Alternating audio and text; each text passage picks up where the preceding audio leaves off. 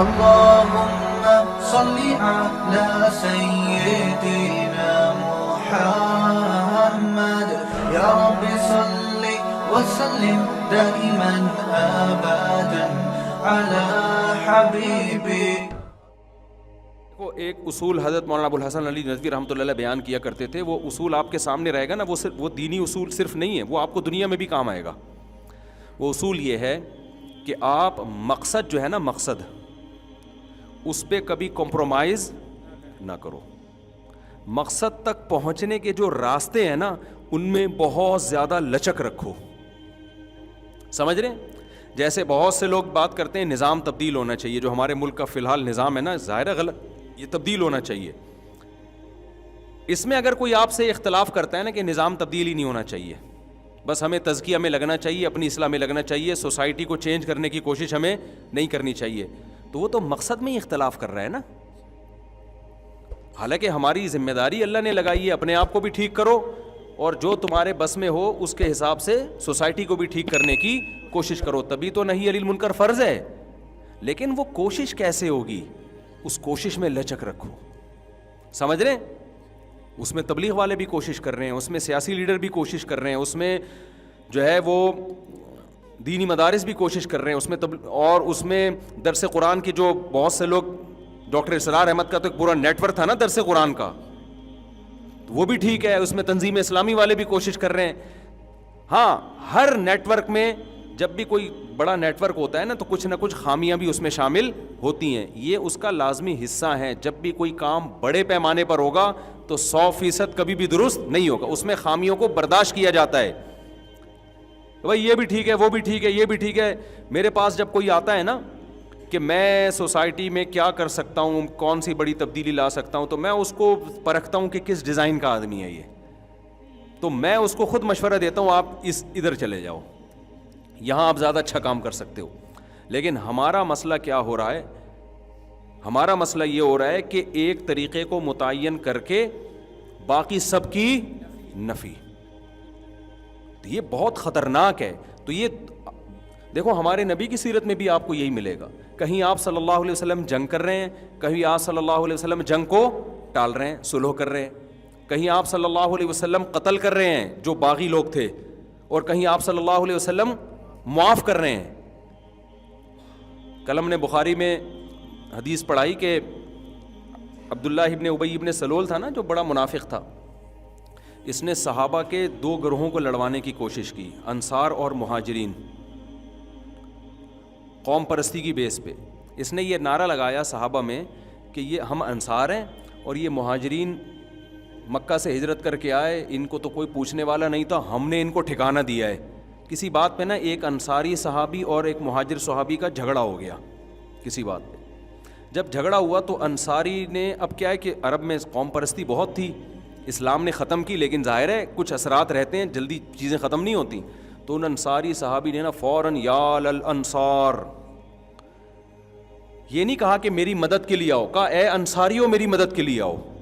یعنی میں انصار ہوں اور میرے جھگڑا کس سے ہو رہا ہے؟ مہاجر سے ہو رہا ہے. تو جو مہاجر صحابی تھے انہوں نے دیکھا جب یہ اپنی قوم کو بلا رہے ہیں, تو ان مہاجر صحابی نے بھی کیا نعرہ لگایا؟ یا للمہاجرین, اے وہ لوگ جو کون ہو. اب مہاجر اور انصار یہ لیبل لگ گیا نا. نبی صلی اللہ علیہ وسلم نے آ کے اس کو ختم کیا کہ فرمایا دعھا فانھا خبیثہ. آپ نے فرمایا یہ خبیث نعرہ ہے, تم کیوں لگا رہے ہو قوم پرستی کا انصار اور مہاجر؟ بھائی کسی کا ذاتی جھگڑا کسی سے ہوا ہے تو آپ یہ بولو نا کہ اس پہ ظلم ہوا ہے, تو اے لوگوں جو بھی چاہے انصار ہوں چاہے مہاجر ہوں, ظالم کا ہاتھ پکڑو اور مظلوم کی مدد کرو. جیسے بھائی کوئی شخص پہ ظلم ہو رہا ہو, آپ کو پہ کوئی ڈاکو آپ کو سے پیسے چھین رہا ہے, تو آپ کہتے ہیں نا لوگوں میری مدد کرو, یہ کہتے ہیں نا. بھائی آپ روڈ پہ کھڑے ہو کے کیا نعرہ لگاؤ گے؟ اے لوگوں میری مدد کرو. لیکن ڈاکو فرض کرو کہ وہ پشتو اسپیکنگ ہے یا وہ مہاجر ہے, اور آپ پشتو اسپیکنگ ہو یا آپ مہاجر ہو, تو آپ ڈاکو کو یہ نہیں کہہ رہے کہ لوگوں میری مدد کرو, ڈاکو آ رہا ہے, آپ کہہ رہے ہو پٹھان مجھے مار رہا ہے یا مہاجر مجھے مار رہا ہے, تو اے سارے مہاجروں یا اے پٹھانوں آ جاؤ میری مدد کے لیے. اس کا مطلب کیا ہے؟ اب وہ جو ایک ذاتی مسئلہ تھا آپ اس کو قومی جنگ میں بولیں تبدیل کر رہے ہیں نا. تو یہی ہوا. سمجھ رہے ہیں کہ نہیں سمجھ رہے؟ ایک مہاجر صحابی اور انصار صحابی کا معمولی سا جھگڑا ہوا تو وہ انہوں نے انصار کو بلایا, انہوں نے مہاجر کو. نبی صلی اللہ علیہ وسلم نے آ کے اس جھگڑے کو ختم کیا اور صحابہ کو تنبیہ بھی کی کہ یہ نعرہ ٹھیک نہیں ہے. عبداللہ بن ابی بن سلول کو مل گیا موقع خاندانی قسم کا کہ ابھی تازہ جھگڑا ہوا ہے, اب اس کو کیا کراؤ, کیش کرو. یہ میں اتنی ڈیٹیل میں سے بتا رہا ہوں کہ ہمارے یہاں بھی اس طرح لڑائیاں ہوتی ہیں. کسی نے کسی سے ذاتی دشمنی لی تو وہ قومی نعرے میں تبدیل ہو گئی. حالانکہ بھائی اگر کسی پٹھان نے یا کسی پنجابی نے یا کسی مہاجر نے ظلم کیا ہے تو یہ مطلب تھوڑی کہ سارے پٹھان ایسے ہوتے ہیں یا سارے پنجابی ایسے ہوتے ہیں یا سارے مہاجر ایسے ہوتے ہیں, اس کا ذاتی مسئلہ ہے.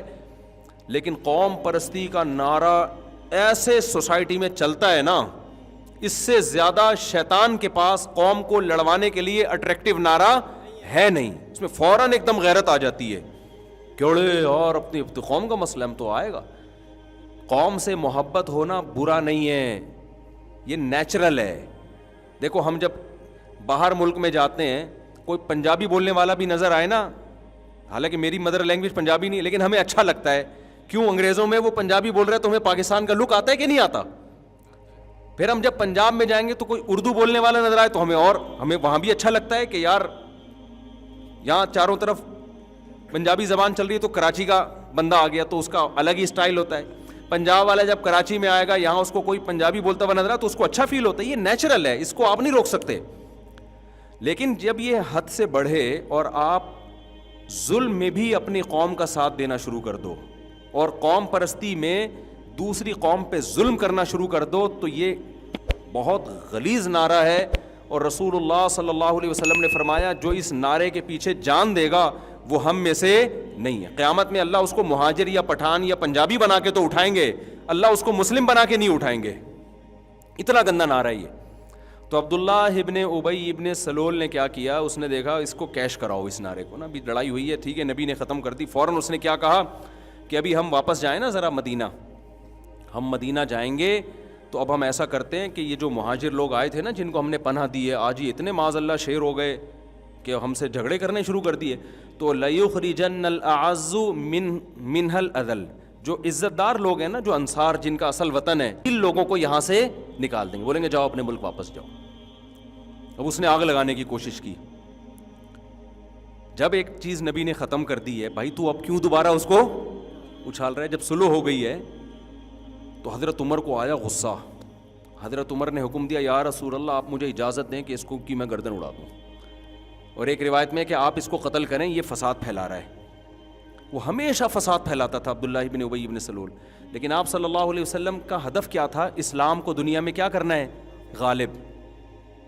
سمجھ رہے ہیں نا. اب اس کا ایک راستہ یہ تھا کہ ایسے فسادی لوگوں کی گردن کاٹی جائے تاکہ دوبارہ یہ فساد نہ ہو, کیونکہ اگر یہ مہاجر اور انصار لڑائی شروع ہو گئی تو خلافت قائم ہوگی دنیا میں, یہ تو یہیں لڑ کے آدھے ہو جائیں گے, نہ انصار کو فائدہ ہوگا نہ مہاجر کو فائدہ ہوگا.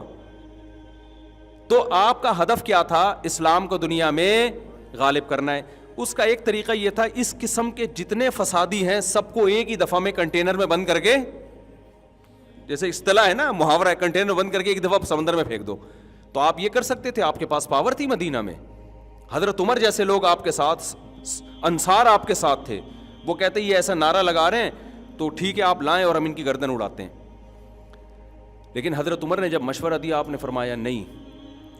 فرمایا اس لیے نہیں کہ اگر میں ان کو قتل کروں گا ان کی شرارتیں ہم جانتے ہیں, مشرکین مکہ اور غیر مسلم نہیں جانتے. غیر مسلم اس کو مسلمان سمجھ رہے ہیں, یہ تو ہمیں پتہ ہے نا یہ شرارت کر رہے ہیں. ہوگا یہ کہ ہم نے اگر ان کو قتل کر دیا تو آہستہ آہستہ یہ بات دنیا میں پھیلے گی, ان محمدن یقتل اصحابہ, محمد صلی اللہ علیہ وسلم اپنے بندوں کو قتل کر دیتے ہیں.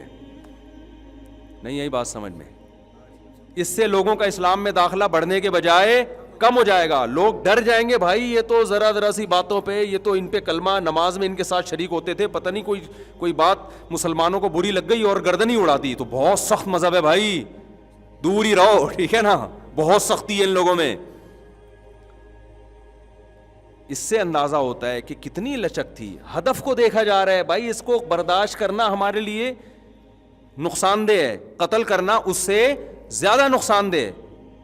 لیکن بسا اوقات ایسے واقع بھی ہوئے کہ آپ صلی اللہ علیہ وسلم نے صحابہ کو ہدف دیا کہ کون ہے جو اس کا سر لے کر آئے گا. کسی کے آپ صحابی کے ذمہ لگایا کہ بھئی فلاں بندے کا مجھے سر چاہیے. سمجھ رہے ہیں نا, وہ جاسوس ہے اور بہت نقصان کر رہا ہے, اس کا ہمیں کیا چاہیے؟ سر چاہیے. 2 صحابی گئے اور رات کو ان کے گھر جا کے شبخون مارا اور بڑی بہادری کی اور گردن لا کے آپ صلی اللہ علیہ وسلم کی خدمت میں پیش کر دی کہ یہ سر ہے. سمجھ رہے ہیں کہ نہیں سمجھ رہے؟ تو اس سے کیا پتہ چلتا ہے؟ مقصد پہ سمجھوتا بولو نہیں کرنا. اس کے ذرائع مختلف. اہل طائف سے آپ صلی اللہ علیہ وسلم کی صلح ہوئی, طائف والوں سے نا. انہوں نے کہا آپ ہم سے جنگ نہ کریں, ہم جو ہے وہ آپ سے چند باتوں پہ صلح کر لیتے ہیں. بہت ساری چیزوں سے نبی صلی اللہ علیہ وسلم دستبردار ہوئے. غالباً ابھی مجھے پورا واقعہ صحیح طرح یاد نہیں, اس میں ایک شق یہ بھی تھی کہ انہوں نے شاید سود کی اجازت مانگی یا شراب کی بھی اجازت مانگی کہ ہم اسلام کو فالو کریں گے لیکن اس کی آپ نے اس کی اجازت, کیونکہ یہ اسلام کے مقاصد میں سے ہے نا. اسلام کو تو چینج نہیں کیا جا سکتا نا کہ شراب کی اجازت دے دیں ہم, کیونکہ ہم دنیا میں جو چیز نافذ کرنا چاہ رہے ہیں وہ تو اسلام ہے نا. تو اگر اسی میں کمپرومائز کے راستے میں شراب بھی آ گئی, سود بھی آ گیا, تو پھر کیا کمپرومائز رہ جائے گا؟ اسلام ختم ہو جائے گا نا. تو ایسا کمپرومائز تو پہلے سے چل رہا ہے. یہ بہت اہم باتیں ہیں. آج ہمارے بعض مذہبی لوگ بھی جب جوڑ پیدا کرنے میں آتے ہیں تو اسلامی حکام ہی چینج ہونا شروع ہو جاتے ہیں, سختی کی طرف آتے ہیں تو اتنی سختی کہ لگتا ہے کہ ان کے قریب جاؤ گے تو یہ ٹکر ماریں گے ہمیں. صحیح ہے نا. بیلنس بہت مشکل کام ہے. تو اپنی زندگی کا ایک اصول بنا لیں, مقاصد پہ کبھی سمجھوتا نہیں. مقصد تک پہنچنے کے لیے کوئی شخص کوئی بھی ذریعہ اختیار کرے, نہ اس کو برا بلا کہیں اور نہ اس کو غلط کہیں, اس کے معاون اور مددگار بنے, نہیں تو کوئی دوسرا ذریعہ اختیار کر لیں. اب ہم بھی یہ بات کہتے ہیں کہ پاکستان میں نظام تبدیل ہوگا, لیکن اس طریقے سے کرو کہ جس طریقے سے تبدیلی کا چانس ہو. اس طریقے سے آپ کوشش نہ کریں جذباتی نعروں کے ذریعے کہ جو تھوڑا بہت تبدیلی کا چانس ہے وہ بھی کیا ہو جائے؟ ختم ہو جائے. یہ کوشش نہ کریں. آپ سمجھتے ہو کہ نہیں سمجھتے؟ دوسری بات, اصول یہ ہے ہمیشہ کہ اگر ایک کام آپ سے جلدی نہیں ہو سکتا تو کبھی بھی غلط طریقہ اختیار کر کے اس کام سے ہمیشہ کے لیے محروم نہ ہو. بعض لوگ کہتے ہیں نا, ہم جب کہتے ہیں کہ پاکستان میں تبدیلی اس طرح آئے گی, کہتے ہیں اس طرح تو 100 سال لگ جائیں گے. ہم کہتے ہیں نا بھائی یونیورسٹیاں بناؤ. جامعۃ الرشید کا ایک موٹیو ہے کہ بھائی دینی مدرسے ایسے ہونے چاہیے کہ 70% دینی تعلیم ہو, 30% دنیاوی, اور یونیورسٹیاں ایسی ہونی چاہیے کہ 70% دنیاوی تعلیم ہو, 30% دینی. جتنے مسٹر نکل رہے ہیں 70% مسٹر ہوں, 30% مولوی بنا دو ان کو, اور جتنے مولوی تیار ہو رہے ہیں 70% مولوی ہوں, 30% کیا بنا دو؟ مسٹر بنا دو. یہ ان کا ایک نظریہ ہے, صحیح بھی ہو سکتا ہے غلط بھی ہو سکتا ہے. اگر آپ کو اختلاف ہے تو آپ کہو کہ نہیں ہم دوسرا طریقہ اختیار کریں گے. ان کی ایک رائے ہے. اسی طرح اور بھی دیگر لوگوں کی ایک رائے ہے. تنظیم اسلامی کا اپنا ایک طریقہ کار ہے کہ بھئی ہم اس طرح سے کریں گے. تبلیغ جماعت والوں کا اپنا طریقہ کار ہے. تو بہت سارے طریقے ہیں, سب میں کیا ہے؟ کسی ایک طریقے پہ اڑ کے یہ کہنا کہ اس کے علاوہ سب غلط ہیں, بھائی یہ اس کی علامت ہے کہ 100% کون غلط ہے؟ آپ. اب جب ان کو کہا جاتا ہے تبلیغ جماعت کا ایک طریقہ ہے, جامعۃ الرشید کا ایک موٹیو ہے, فلانا کا ایک, تو کہتے ہیں ابے اس طرح تو 100 سال لگ جائیں گے پاکستان میں تبدیلی آتے آتے. نہیں یہی بات سمجھ میں. ابے یعنی اس کا مطلب یہ ہوا کہ ابھی یونیورسٹیاں کھلیں گی, پھر ان میں دینی تعلیم ابھی تو کھلیں گی, ایک آدھ کھلی ہے ابھی تک, پہلے وہ رجسٹرڈ ہوں گی اتنا ٹائم, پھر یوں, اور پھر اس کے بعد وہ پھر بچے, ابھی یہ نسل تو ایسے ہی مر جائے گی, اگلی نسل آئے گی, پھر اگلی نسل میں 70% مولوی, پھر وہ پتہ نہیں ہو کون سی باتیں. بھائی 100 سال لگ جائیں گے اس میں. لہذا یہ طریقہ ٹھیک نہیں ہے. اس کا مطلب ہے کہ اگر کسی کام میں 100 سال لگ رہے ہیں نا, تو جلد بازی میں وہ کام کرو کہ 100 سال میں بھی نہ ہو. پھر یہ بھی ہماری قوم کا ایک مزاج ہے. لوگ کہتے ہیں نبی صلی اللہ علیہ وسلم نے جو طریقہ اختیار کیا تھا نا, 23 سال میں انقلاب آ گیا تھا, لہذا ہم بھی کم سے کم 23 سال میں کیا لائیں گے؟ انقلاب. او بھائی یہ نہیں ہے. رسول اللہ صلی اللہ علیہ وسلم آخری نبی ہیں. آپ کی ذمہ اللہ نے عمر تھوڑی دی اور آپ کے کام میں بے انتہا برکت رکھی ہے, لیکن آپ صلی اللہ علیہ وسلم کی سیرت میں ہمیں یہ بتا دیا کہ 23 سال میں جو طریقہ کار ہے نا, وہ طریقہ چینج نہیں ہوگا, چاہے 2300 سال لگ جائیں تمہیں.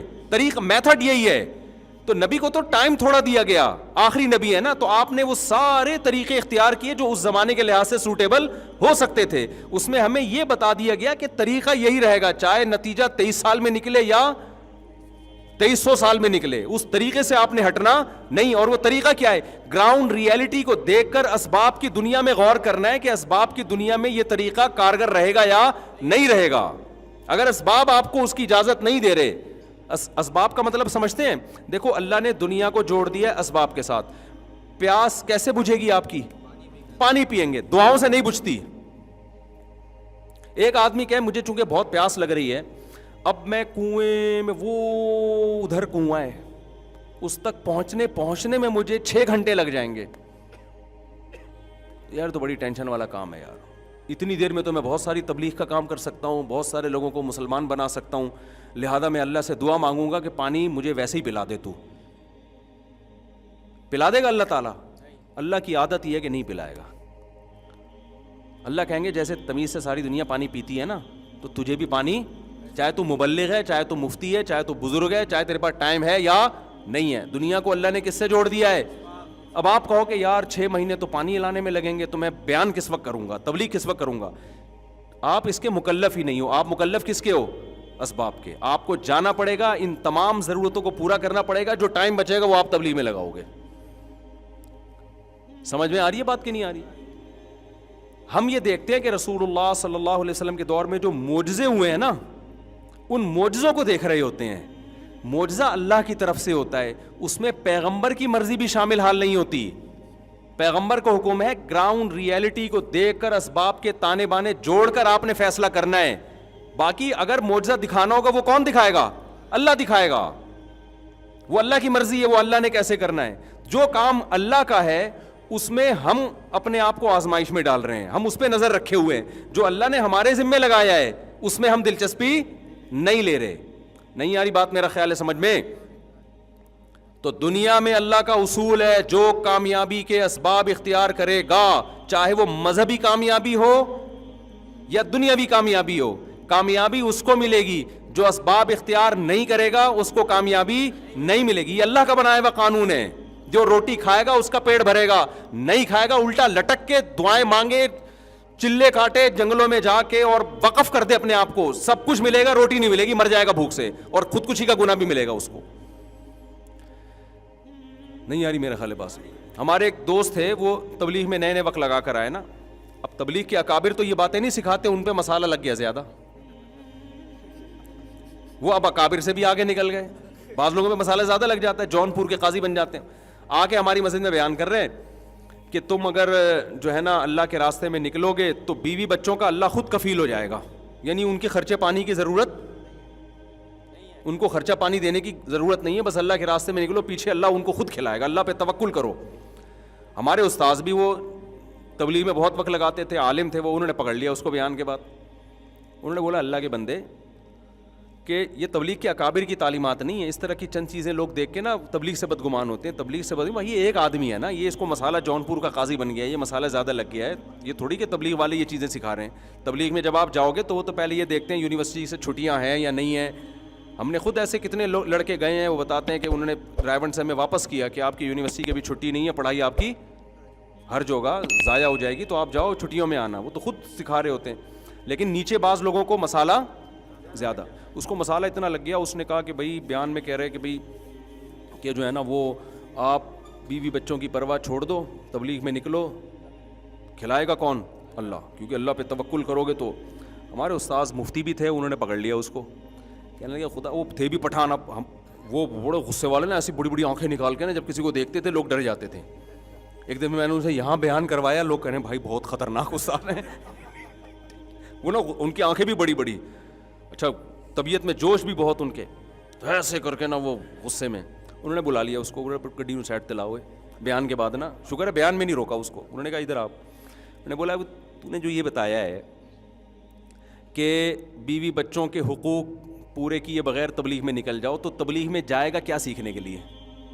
اسلام سیکھنے کے لیے جائے گا نا، یا اسلام کی تبلیغ کرنے کے لیے جائے گا؟ تو اسلام تو 2 چیزوں کے نام ہے، اللہ کے حقوق اور مخلوق کے حقوق. تو مخلوق میں تو والدین بیوی بچے سب سے پہلے ہیں، انہی کے حقوق کو توڑ کے جائے گا تو سکھائے گا کیا؟ آدھا اسلام تو نے کیا کر دیا. ختم کر دیا, بچا کیا ہے؟ نہیں یہ بات سمجھ میں. تو مجھے ان کا اسٹائل بڑا اچھا لگا کہ ایسی ٹو دا پوائنٹ بات کی نا انہوں نے.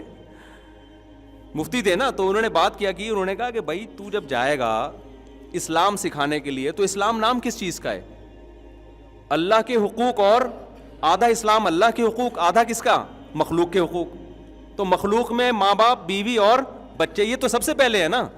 تو انہی کے حقوق توڑ کے جب تو تبلیغ میں جائے گا تو آدھا تو اسلام تو نے کیا کر دیا؟ ختم ہی کر دیا. اب سکھائے گا کیا لوگوں کو؟